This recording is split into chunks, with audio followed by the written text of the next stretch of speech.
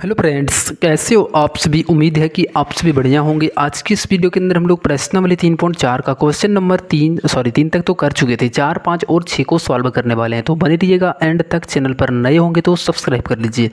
चलो, चौथा नंबर का पहला नंबर क्वेश्चन है 1 नंबर का। सबसे पहले जो क्वेश्चन बोला गया कि एक चतुर्भुज का नाम बताइए जिसका एक विकर्ण एक दूसरे को समद्विभाजित करता है। देखो, जिसका भी विकर्ण एक दूसरे को समद्विभाजित करता है तो वो क्या क्या हो सकता है। तो देखो क्या क्या हो, बहुत सारा यहाँ पे हो सकता है। सबसे पहले तो वर्ग हो सकता है, दोनों को आपस में क्या करता है, समद्विभाजित करता है। समद्विभाजित का मतलब क्या होता है, जैसे हमारा एक कोई फिगर जैसे वर्ग है, ठीक, आयत है, इसमें क्या होगा कि ये दोनों रेखाएं जो है सो बीच में काट रहा होगा, ठीक। यानी यहाँ से यहाँ तक का दूरी, यहाँ से यहाँ तक का दूरी सेम होगा, और यहाँ से यहाँ तक का दूरी और यहाँ से यहाँ तक का दूरी दोनों जो होगा वो सेम होगा। तो इस तरीके से जो भी हमारा बनता है वो क्या होता है, समद्विभाजित करता है। तो वर्ग हो गया, इसी से रिलेटेड हमारा एक आयत हो गया, ठीक। और क्या बोल सकते हैं, एक समचतुर्भुज हो जाएगा आपका, ठीक। ये भी क्या है, एक हमारा एक समद्विभाजित कर रहा है होता है आपस में। अब दूसरा नंबर को बोलता है कि एक दूसरे पर लंब समद्विभाजक हो, लेकिन इस पर क्या हो, यहाँ पे लंब समद्विभाजक होना चाहिए। तो सबसे पहले तो एक वर्ग हो जाएगा, दूसरा समचतुर्भुज हो जाएगा, ठीक। ये दोनों क्या करता है कि आपस में जो है सो जब भी कटता है इसका विकर्ण हमेशा ये 90 डिग्री के एंगल पर ही कटता है, ठीक। जैसे हमारा समचतुर्भुज ये वर्ग होना चाहिए ना, ऐसे। ये जो हमारा इसका बीच में कौन बनेगा, कितने का बनेगा, ये 90 डिग्री बनेगा, ठीक। ये ध्यान रखना है। तीसरा नंबर का क्वेश्चन है कि एक समचतुर्भुज यहाँ पे आना क्या होना चाहिए, जिसका विकर्ण बराबर होना चाहिए। तो विकर्ण बराबर किसके किसके होते हैं, तो वर्ग के जो विकर्ण होते हैं वो क्या होते हैं, बराबर होते हैं। आयत का जो विकर्ण होता है वो क्या होते हैं, दोनों बराबर होते हैं। बस ये दोनों हो जाएंगे।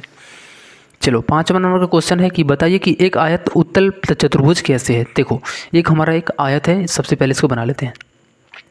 अब ध्यान से समझना कि उत्तल और अवतल बहुभुज क्या होता है। देखो, इसमें अगर यदि हम विकर्ण कोना को मिला दें, ठीक, जैसे यहाँ पे कोना को इसको मिला दे रहे हैं और इसको भी मिला दो यहाँ से, अगर यदि हम मिला रहे हैं तो यहाँ पे क्या बन रहा है कि इस फिगर के अंदर ही यहाँ पे क्या हो रहा है, तो यहाँ पे क्या है कि ये इस फिगर के अंदर ही मिल रहा है, ठीक। तो इसलिए अगर यदि ये अंदर मिलेगा तो यहाँ पे क्या बनेगा, ये उत्तल बहुभुज। लेकिन यही हम यदि फिगर जैसे यहाँ पे इस तरीके से बना लेते हैं, दूसरा फिगर लेते हैं, यहाँ पे इस तरीके का फिगर लेते हैं, ठीक। जैसे इसमें हम कोना मिलाना चाहते हैं, यहाँ से मिला रहे हैं, तो देखो ये क्या है, फिगर के बाहर है तो ये हो जाता है अवतल, ठीक। लेकिन अंदर में बनता है तो क्या होता है, उत्तल होता है। तो आप लिख सकते हो यहाँ पे आयत में उत्तल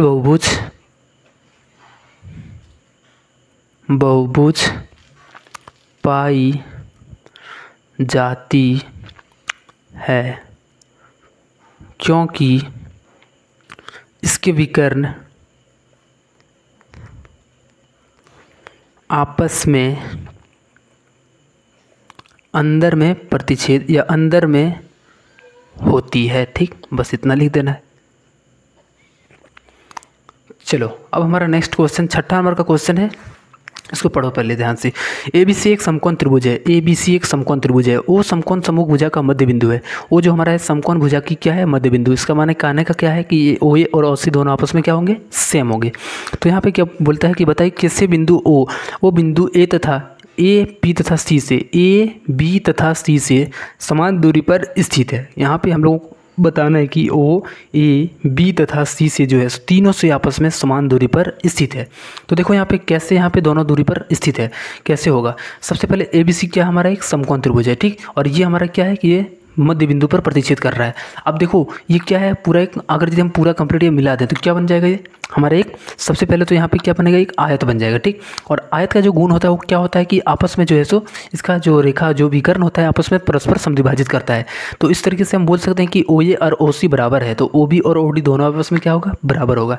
तो यहाँ पे बोल रहा है कि O बिंदु A तथा B से समान दूरी, ये दोनों तो पहले से ही है क्योंकि ये AC और OC दोनों ये हमारा पहले से दिया गया है क्योंकि ये मध्य बिंदु है। आप लिख सकते हो यहाँ पे, चूँकि OAC का मध्य बिंदु है। अगर यदि OAC का मध्य बिंदु है तो इसका माने क्या है कि OA और OC दोनों आपस में सेम हो जाएंगे, ठीक। दोनों आपस में सेम दूरी पर होंगे तो OA के बराबर क्या हो जाएंगे, OC।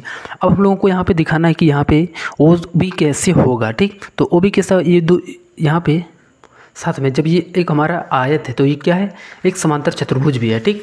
तो आप लिख सकते हो यहाँ पे एक, यहाँ पे कंप्लीट क्या है कि ABCD है, अतः ABCD एक समांतर चतुर्भुज है। समांतर चतुर्भुज है तो यहाँ पे इसलिए क्या हो जाएगा, ये हमारा जो है सो ओ बी और ये भी हमारा सब कुछ क्या हो जाएगा, सेम हो जाएगा। ठीक, ए बी हो जाएगा, ए बी सब कुछ आपस में सेम हो जाएगा। आप लोग लिख सकते हो यहाँ पे ओ ए बराबर ओ सी बराबर ओ बी, बस इतना लिख करके छोड़ देना है। ठीक,